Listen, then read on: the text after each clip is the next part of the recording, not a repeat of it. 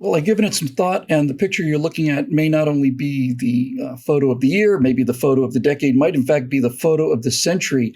This picture of Hamas rockets being launched on the right side and Israeli anti-rocket defense known as Iron Dome rising up on the left side, to me, is more than just a moment in time. It's a moment for time. Hi, everybody. I'm Bill Whittle here with Steve Green and Scott Ott, and this is Your Right Angle. Not so much about the Israeli conflict and the escalation that we're seeing recently, so much as what's actually in this photograph. Let's just look at it again real quick here. On the right-hand side is a return to primitivism, tribalism, and barbarism that, as far back as even in the 70s, we thought was really well behind us. On the left side, we see something infinitely more difficult. We see a purely defensive system when the simplest solution would be to simply bomb the people launching the rockets into oblivion. But no, the technological brilliance of this is to be purposely defensive only. And this brings me to the point of this one, gentlemen. In this picture, we see where the 21st century has gone. On one hand, into a world of as I said, a regression, a decivilization, a reprimitivization of rockets and unprovoked attacks and terror tunnels and all the rest. And on the other hand, this incredible sophistication, this incredible technical mastery for defensive purposes. It's the best and the worst of humanity in a nutshell, in one picture. Scott, why don't we start with you here? The rockets coming out of the Palestinian territory are traveling in straight lines because they're actually a relatively simple thing to do. The ancient Chinese had rockets 5,000 years ago. It's just a tube with something explosive in it and a hole on one end, and out it goes, and there you go. The almost biological complexity of the Iron Dome system is essentially a rocket that is thinking so fast that it's guiding itself to the target. Do you think that either one of these sides is going to prevail in the future? In other words, if you look at this image, not who's going to win this current outburst of violence, but which path do you think our century is going to travel? Are we going to be reduced to a series of warring tribes that are essentially throwing flaming rocks at each other? Or are we going to be able to master our emotions to the degree?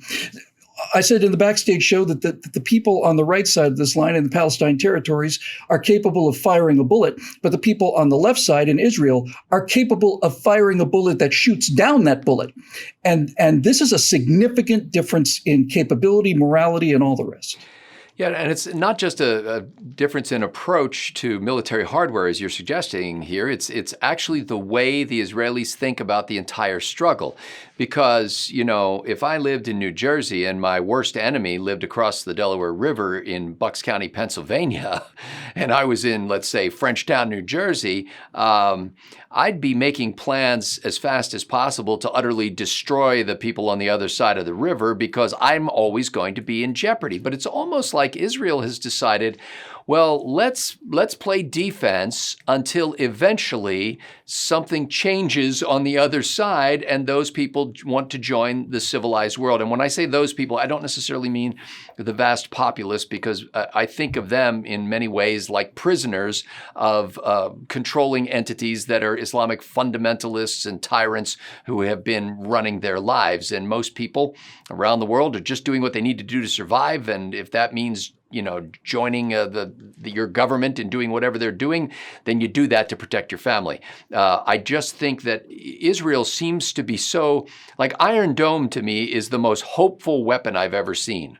It's basically saying, tell you what, every time they lob one over, we'll slap it down, and we'll just keep slapping them down until the other side wakes up and realizes that this is not a good way of life, and maybe they'll change. Now, that's not the only thing that Israel is doing, but even in their offensive maneuvers, they're very specifically targeting things with as much precision as they can muster with the technology that they have to hit those tunnels that are being used to smuggle terrorists and weapons into the Israeli lands. They're using that targeting to hit the leadership structure and the communication infrastructure and the depots and stuff like that. So they're really going out of their way, despite the media reports you may hear, to not kill so-called innocent civilians. Meanwhile, their opponents are actually using innocent civilians as human shields. So it's really an odd approach. Israel's not getting any credit for it in U.S. media, frankly. But it is, as awful as war is, this is one of the more humane approaches to it that I've ever seen. Yeah, that's it. It's humanity on one side, barbarism on the other. Steve, during our backstage show, I said, it seems to me that I remember the last 4 years in the Middle East, we were talking about peace treaties with Arab nations in Israel, one and then another, got to, what was it, 5, 6, 7, something like that. And it looked like, my gosh, we have a permanent solution on the table here. And maybe this endless turmoil and strife is coming to an end, and the days of rocket attacks are over. And then something changed in the geopolitical equation. And now all of a sudden, 3,000 some rockets in a week or whatever. What might have changed, do you suspect, that might have caused this outbreak of violence to occur after a period of such relative calm? President-ish Joe Biden happened. Possibly, yes. Simple as that. I talked about this last week on one of our segments. If you want peace between the Israelis and the Arabs, there are only three things that the United States has to do. We have to look after our own domestic energy production so they're not reliant on supplies from the Middle East. Joe Biden is putting a stop to that as best he can by refusing to renew fracking permits. You want to keep the mullahs in Iran broke so they can't afford to get up to too much mischief, like sending thousands of rockets to Hamas in the Gaza Strip. And Joe Biden is removing sanctions and trying to re-enter the terrible Iran nuclear deal with Iran. And the third thing you have to do is let the broader Arab world know that we have Israel's back. And of course, Joe Biden has waffled on our support for Israel. So the three things you have to do, the three things that Donald Trump did for 4 years, are the three things that Joe Biden went about undoing almost immediately after being sworn into office. So there you go.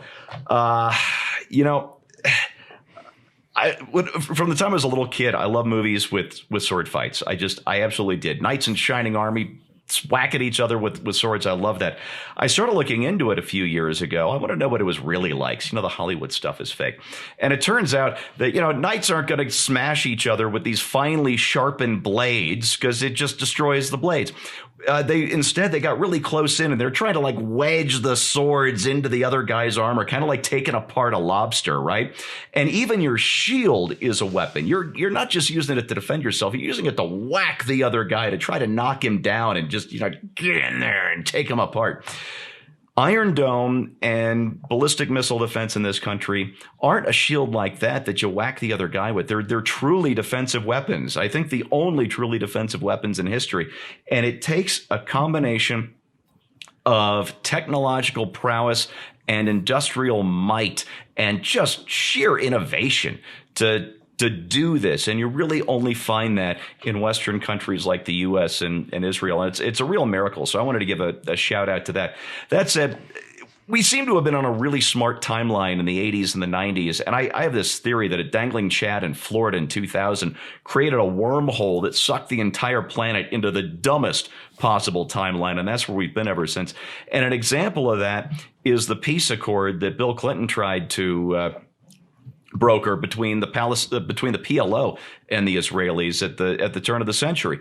Arafat was given 93% of what he wanted. And we're talking about the politics of half a loaf. He's given 93% of what he wanted. He decided instead it would be much more fun to reject the peace deal and wage Intifada 2 and start killing Israeli civilians again in the largest possible numbers. So there's not going to be peace so long as this is the mindset of the Palestinian leadership, whether it's the PLO, Hamas, or anybody else. And the brilliance of the Abraham Accords is we didn't go to the Palestinians again looking for peace. We went to those Arab countries that were actually willing to negotiate an end to these hostilities that have been ongoing officially, if not violently, since 1947. And these countries started to sign on. And it was locking organizations like Hamas out of the process.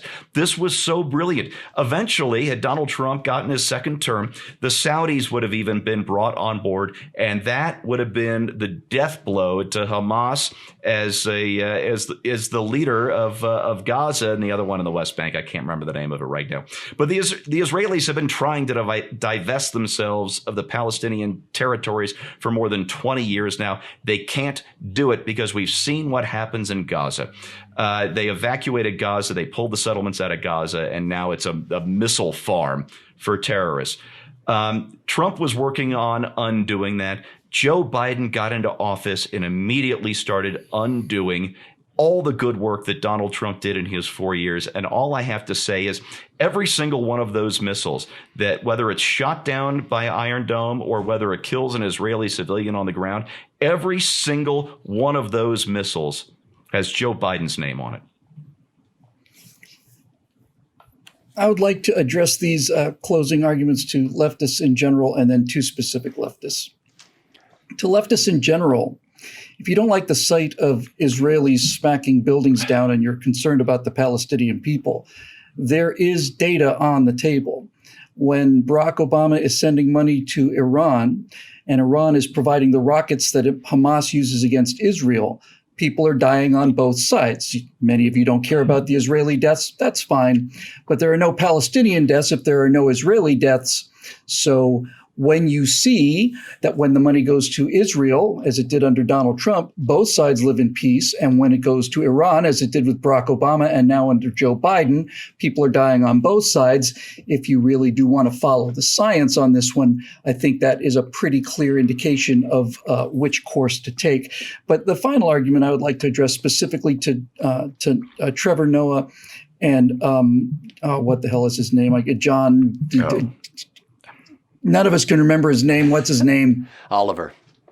John Oliver, thank you. Yeah, that's as memorable as his name is.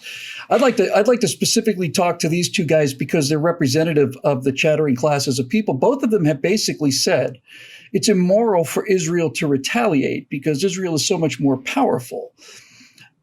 The two arguments I would make to them are, and Israel is evil, by the way, because they're fighting back. The first thing I would like to say to them from a purely intellectual point of view, John and Noah, is if somebody is shooting a gun at you, which do you think would be easier? Do you think it would be easier if they're 10 feet away and they're shooting a gun at you?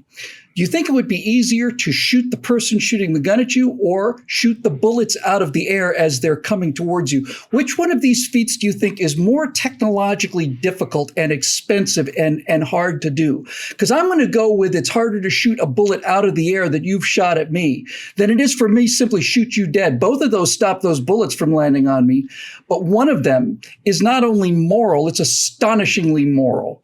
So there goes your Israel or the bad guy arguments.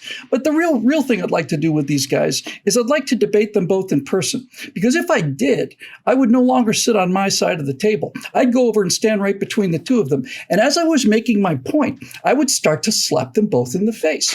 I'd slap them in the face hard. And I would remind them as I'm slapping them in the face, I would say, no, this is not causing you permanent damage. Everybody can see that.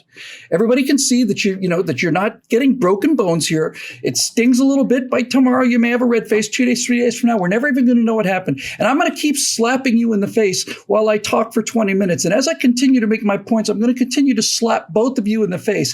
And if either one of you for an instant tenses at all, as if to strike me back because I'm continuously striking you in the face, then you have just defeated your own argument. So either you're lying, and you know you're lying because if I struck you repeatedly in the face, the moment would come rather quickly when you began to defend yourself, or in the exceedingly unlikely case that you would be willing to sit there for 20 minutes while I repeatedly slapped you in the face to make a point and you didn't do anything about it, then I don't want to be either that kind of liar or that kind of suicidal death wish blob of wimp.